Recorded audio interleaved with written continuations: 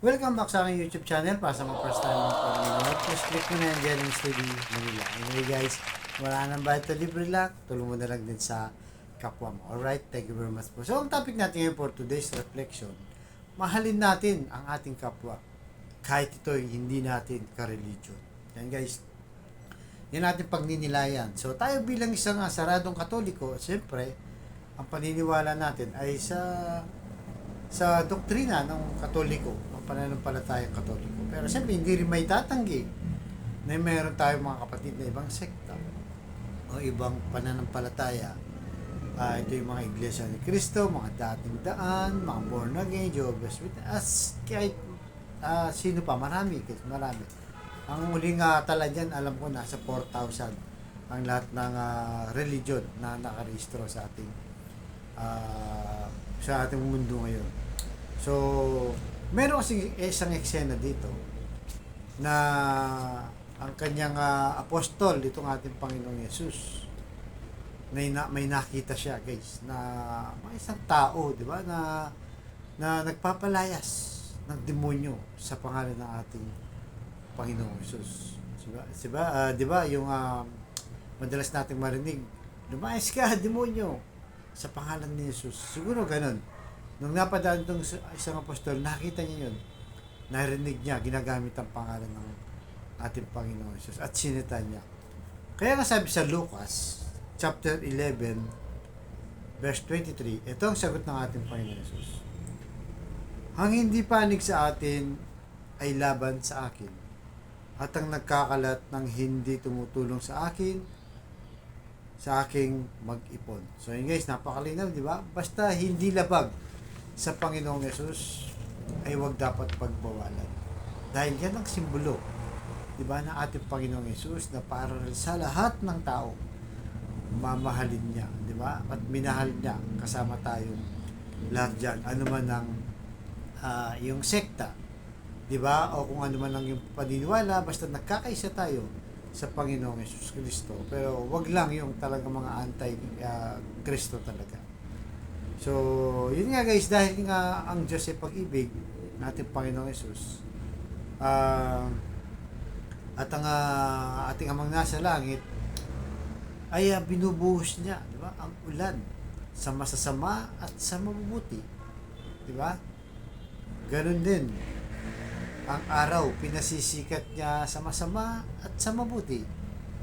Walang pinipili, di ba? Walang pinipili.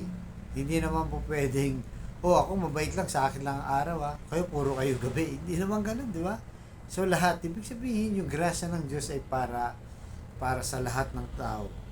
Wala tong guys, hindi ito napaprfranchise. Kahit sabihin natin na tayo mga Katoliko, tayong totoo, tayo nauna, hindi pa rin yun na dahilan para hindi natin mahalin ang ating mga kapwa-tao na kahit na ibang sekta. Importante kasi dito guys, yung respeto natin. Kahit ako guys, meron akong mga kumparing mga iglesia ni Cristo, mga dating, okay lang, wala nang problema.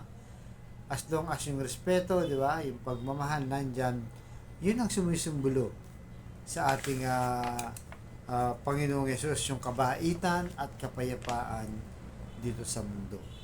Ibig sabihin, iba-iba man ang ating paniniwala ng pananampalataya o uri ng pananampalataya o proseso, importante, umiiral yung pagmamahal, respeto, kabaitan, at kapayapaan. Yun na yun. Lahat na tinatanggap na. Di ba? Kaya hindi tayo pwedeng solohin lang. Dahil wala na nga franchise ang ating Panginoon Jesus kahit saan. Diyos siya. Di ba? Kahit kanino, Diyos siya. Lahat ng tao ay mahal niya. Di ba? Kaya nga sabi nga dun sa 1 chapter 10 verse 16, sabi niya dun, na meron pa akong tupa na nasa labas na kailangan ko rin namang hanapin at alagaan. Yun ang sinasabi. So, yun po kailangan natin gawin na yan ang sumasalamin, di ba? Una, sa pagmamahal natin sa pamilya, sa kapwa-tao, at sa lahat ng uri ng ating kapwa-tao. Walang pinipili, di ba? Kaya yun ang paiiralin natin kahit iba-iba po tayo ng reliyon. Di ba? Mas maganda yun, yung palalaganapin natin yung kabutihan. Di ba? Ano man ang yung relihiyon, lahat niyayakap natin, tinatanggap natin. Para, siyempre, yung Diyos, yun, dun sa masaya. Hindi yung inaaway mo lahat, di ba? Porket ikaw katoliko, inaaway mo lahat. O kaya naman, porket kay Iglesia ni Cristo, inaaway mo lahat. Di, kami lang ang ligtas. Parang ganun, di ba? At yung mga iba-ibang sekta. So, importante po dyan, magmahalan tayo lahat, magrespetuhan, ano man ang ating reliyon. Importante, umiiral yung pagiging Jesusness natin, na mapagmahal sa ating mga pamilya, sa kapwa-tao at sa isa't isa.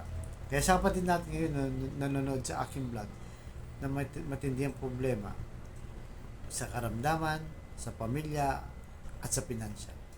Sabayin mo ka sa napakasimpleng dasal na kung ikay maniwala at magtiwala, lalong-lalo na kung ikay manampalataya sa ating Panginoong Yesus, ay tsak yun, ipagkakalob sa iyo. Ano man ang iyong kahilingan, diba? Sa kanyang pangalan, kagaya ng binabanggit natin, di ba?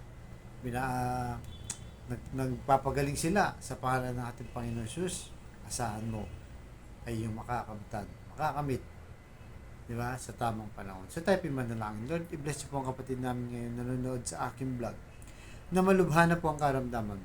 Stage 4 cancer na, Lord. Tinaningan na po ang kanyang buhay. At kung ano-ano pa mga karamdamang bumabalot sa kanilang katawan, Lord. Ipuhin niyo po ng iyong mapagpagaling na kamay. Haplusin niyo po ang kanilang karamdaman. Tanggalin, Lord, at yakapin niyo po sila para sa kanilang pamilya. At alam naman po namin na walang imposible sa iyo kung iyong loloobin ng kagaling.